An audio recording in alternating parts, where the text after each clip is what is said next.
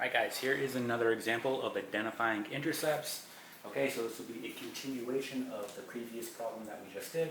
So let's get right into it. Again, we're doing this without graphing. They just want us to find the intercepts here.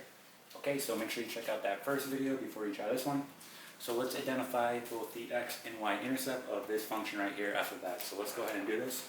So again, I'll have the following.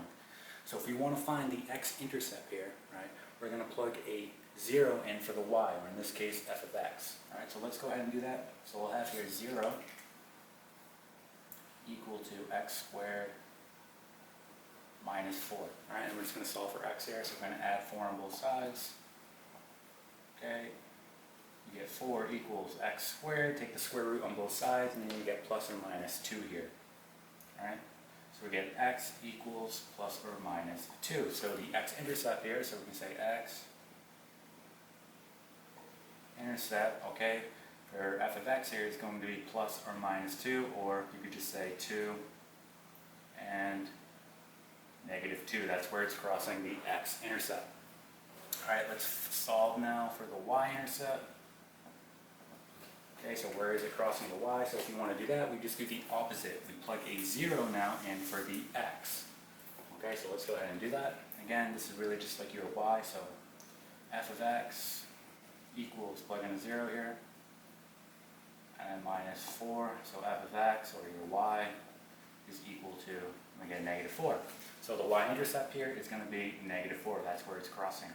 Okay, so this right here, okay, is going to be for this function up here, f of x, right? So we know that f of x is crossing on the x-intercept at 2 and negative 2, and it's crossing on the y at negative 4, okay? Let's try g of x now. Now again, like the previous problem, you can actually solve this using transformations, okay? However, if you're not that comfortable with transformations, you can also solve it mathematically, right? So we'll solve it mathematically first, and then we'll talk about how you could have used transformations to solve it, okay? So we're going to have here g of x equal to, and all this is telling you is to replace x in your f of x with a 2x. So everywhere I see an x in this f of x, I'm going to replace it with a 2x. So I'll have here 2x squared minus 4. Okay, all you have to do now is go ahead and just distribute this exponent inside. So we'll have g of x equal to, so 2 squared is 4, x squared is just x squared, and then we have minus 4 here. Okay? Alright, so that's what we have. Let's go ahead and solve for the x and y intercepts now. So we'll do the x-intercept first. So I'm going to put a 0 in for the y. And we get 4x squared minus 4. We're going to add 4 on both sides. Okay? Cancels. We get 4 equal to 4x squared. Divide by 4. Okay, cancels. This becomes 1, so we get x squared equal to 1. Take the square root on both sides, and x will be plus or minus 1. So our x-intercept now for g of x is going to be plus or minus 1, meaning it's crossing at 1 and negative 1 on the x-intercept. So let's go ahead and write that in. X-intercept, we're going to say 1 and negative 1. Okay, let's do the y-intercept now. Y-intercept. Okay. So same thing, you're just going to go in reverse now. Instead of plugging it into the y, you're now going to plug it into the x. So let's go ahead and do that. Remember, g of x is just like my y. G of x equals, okay, and then we're going to have here 4 times 0 squared minus 4.